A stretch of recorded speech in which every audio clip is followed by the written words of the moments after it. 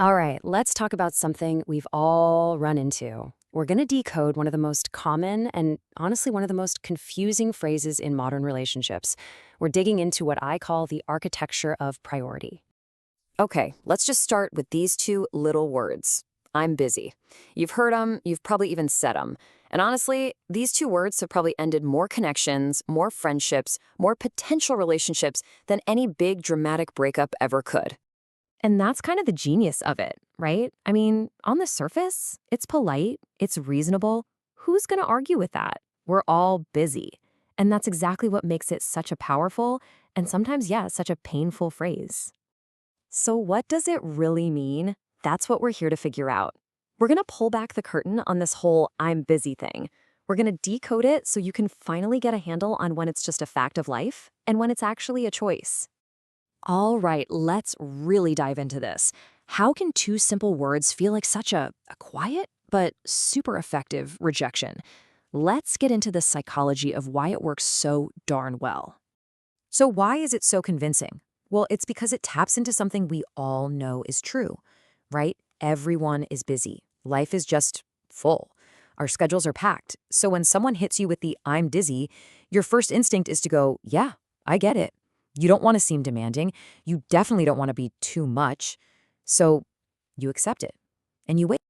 And this right here, this brings us to the absolute heart of this whole thing. We've got to learn the difference between busy, which is a state of being, and priority, which is a conscious choice. And trust me, they are not the same thing. This little comparison lays it out perfectly. Look, busy is a state. It's about all the external stuff pushing in on you. Deadlines, stress, just being completely exhausted. We've all been there, right? But priority, that's a choice. That's all internal. It's about what truly matters to someone, what gets them excited, and when it comes down to it, what they are absolutely unwilling to lose. This quote just nails it. Time isn't found, it's chosen. And that is so, so true. Nobody just finds time in a crazy schedule. It doesn't magically appear. No, they choose to make time. They carve it out for the people and things they've decided are important. It is an active decision every single time, not some passive thing they just stumble upon. Okay, so how do you actually read the signs? Let's get practical here. How do you go from hearing I'm busy as just an excuse to understanding it as a clear message about where you really stand? It's all about looking for the patterns. Think of this table as your personal busy translator. Seriously, if they say, I'm busy this week, hey, that's life, totally normal. But if I'm busy is the answer every single time you reach out, well, now you've got a pattern. And the real key here, the thing to watch for, is the follow-up. Someone who's actually interested will say, but let's plan another time. Someone who isn't, you just get the I'm busy and crickets. That's them creating distance. Want to go a little deeper?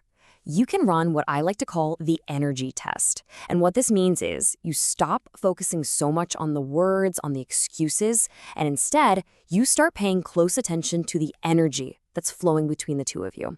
So first question for the energy test. Do they only reach out when it benefits them? Think about it. Who's doing the initiating? Is that energy flow pretty balanced, a bit of give and take? Or is it totally one-sided, where they only pop up when they need something from you or maybe when they're just bored? Next up, do they only show up when it's convenient? I mean, it's easy to hang out when there's nothing else going on. But what about the other times? Do they make an appearance when it might require a little real effort from them? And here it is. This is the big one. Do they disappear the second that real effort is required? The moment making a plan or showing you some support takes work, poof, do they suddenly get so busy again? You have to remember this. Busyness doesn't hide a person's intentions. It actually shines a spotlight right on them. Okay, we've talked a lot about the red flags, so let's flip the script a bit. What does healthy busyness sound like? What kind of clear communication should you expect from someone who is genuinely swamped but actually still values you and the connection? It really comes down to this simple three-step anatomy of a healthy response. First, they acknowledge it. Hey, I can't today. Simple. Second, and this part is absolutely crucial, they reassure you. But I really care about seeing you. And third, they reschedule. So how about we plan for Friday? See, they don't just leave you hanging in silence. And when you put them side by side like this, the difference is it's night and day. Healthy busyness leads to clarity. It gives you reassurance. You get follow through. Unhealthy busyness All you get is confusion, silence, and just this indefinite delay. One builds connection, even when life is crazy. The other uses crazy life as a weapon to create distance.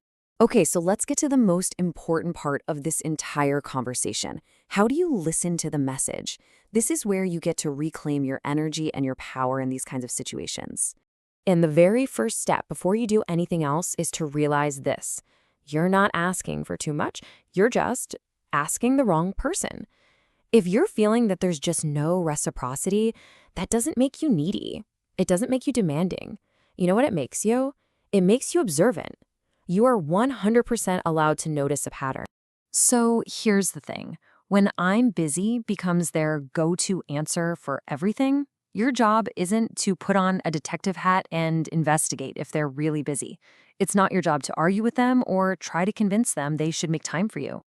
No, your job is just to listen to it. That's it. Because when "I'm busy" becomes a habit, that is the message. It's telling you everything you need to know about where you fall on their list of priorities. It's about their choice. And really hearing that message, accepting it, that's where you find your power. Because at the end of the day, here's the bottom line. The people who want you in their life will make space. It's that simple. It might not be a huge amount of space, it might not be perfect, but you will feel the effort. They will find a way, even a small way, to show you that you matter. So when someone consistently shows you that you aren't a priority for them, that's their choice. They have made it, loud and clear. And once you have that clarity, the ball is back in your court. The power shifts from them to you. They've already made their choice. The only question left is, what will yours be?